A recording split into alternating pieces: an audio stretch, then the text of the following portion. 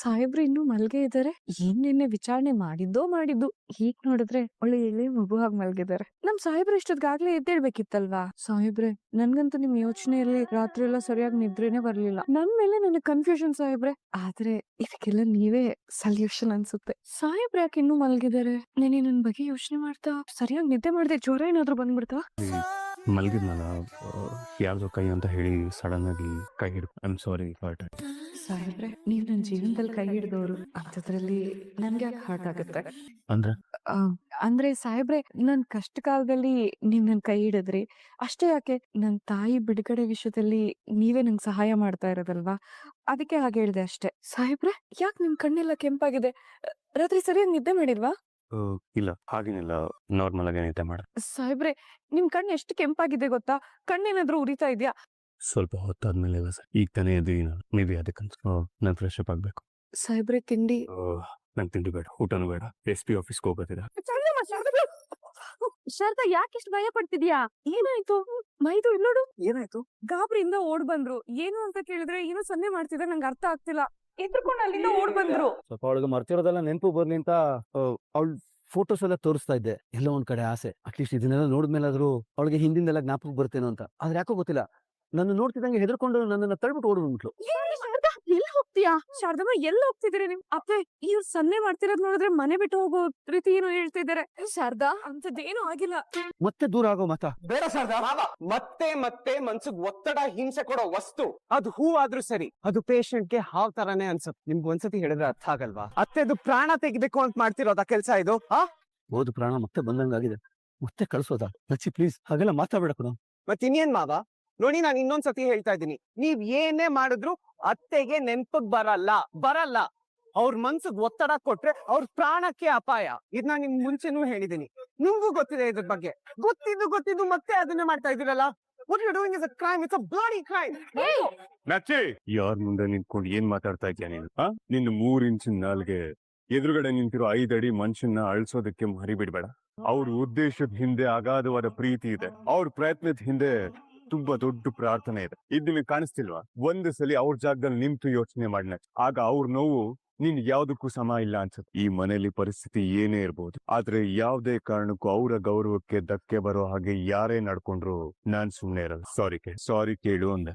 I'm really sorry. ಪರವಾಗಿಲ್ಲ ಕಣೋ ಅಜಿತ್, ಇಲ್ಲಿ ಪ್ರತಿಯೊಬ್ಬರಿಗೂ ಎಲ್ರ ಮೇಲೂ ಕಾಳಜಿ ಇದೆ, ಅದಕ್ಕೆ ಇಷ್ಟರ ಪ್ರಾಬ್ಲಮ್. ನಾನು ಅಷ್ಟೇ, ಇನ್ಮೇಲೆ ಶಾರದನ್ ಮನಸ್ಸಿಗೆ ಕಷ್ಟ ಆಗುವಂತ ಕೆಲಸ ಯಾವ್ದನ್ನು ಮಾಡಲ್ಲ. ಐ ಆಮ್ ಆಲ್ಸೋ ಸಾರಿ. ಮಾವ, ಇದ್ರಲ್ಲಿ ನೀವ್ ಸಾರಿ ಕೇಳುವಂತದ್ದು ಏನೂ ಇಲ್ಲ. ಪ್ಲೀಸ್, ನೀವು ಬೇಜಾರಾಗಿ ಅವನೇನು ಮಾತಾಡ್ಬಿಟ್ಟ ಅನ್ಸುತ್ತ. ಸರಿ, ನಂಗೆ ಸ್ಟೇಷನ್ ಲೇಟ್ ಆಯ್ತು, ನಾ ಹೊರಡ್ತೀನಿ, ಬರ್ತೀನಿ. Bro, I am sorry. ಆ ಸಿಚುವೇಶನ್ ಅಲ್ಲಿ ನನ್ನ ಮಾವನ ಮೇಲೆ ಕೂಗಾಡ್ಬಿಟ್ಟೆ.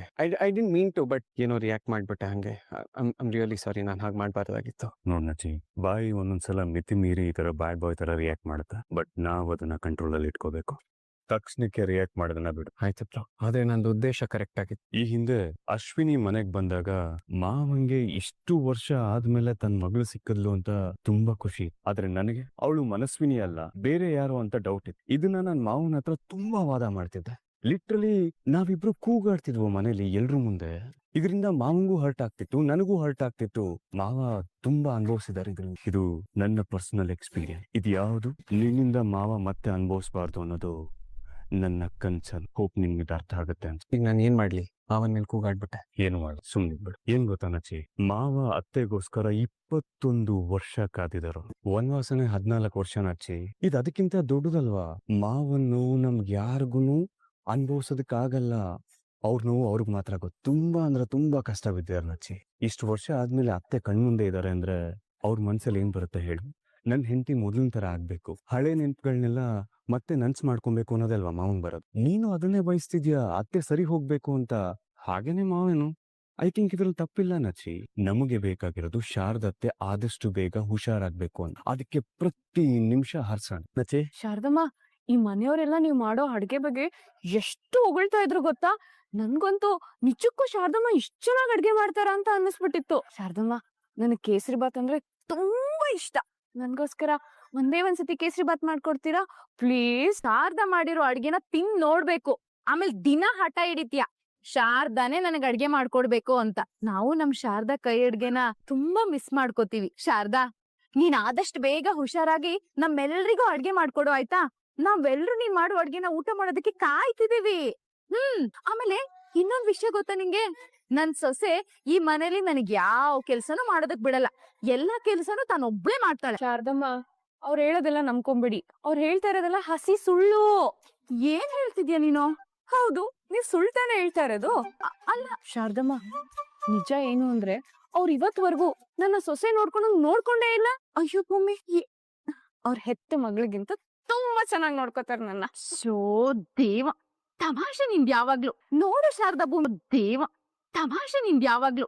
ನೋಡು ಶಾರದಾ ಭೂಮಿನ ತರ್ಲೆ. ಈ ನಗು ಆದಷ್ಟು ಬೇಗ ಕಳ್ದೋಗುತ್ತೆ. ಯಾಕಂದ್ರೆ ನೀನ್ ಮಾಡಿರೋ ಆಣೆ ಸುಳ್ಳು ಅಂತ ನನಗೂ ಗೊತ್ತು, ನಿನಗೂ ಗೊತ್ತು. ನಿಮ್ಮಿಬ್ಬರ ಮಧ್ಯ ಇರೋದು ಪ್ರೀತಿ ಅಲ್ಲ, ಆಕ್ಟಿಂಗ್, ಓವರ್ ಆಕ್ಟಿಂಗ್ ಅನ್ಸುತ್ತೆ. ಅಂಜು, ಯಾಕ ಆ ರೀತಿ ಮಾತಾಡ್ತೀಯ ನೀನು? ಯಾರಾದ್ರೂ ದೇವ್ರ ಮೇಲೆ ಪ್ರಮಾಣ ಮಾಡಿ ಸುಳ್ಳು ಹೇಳ್ತಾರ ಹೇಳು? ನನ್ ಮಗ ಸೊಸೆ ಒಬ್ರನ್ನೊಬ್ರು ಎಷ್ಟು ಪ್ರೀತಿ ಮಾಡ್ತಾರೆ ಅನ್ನೋದು ದಿನ ನೋಡು ನನಗ್ ಗೊತ್ತಾಗಲ್ವಾ?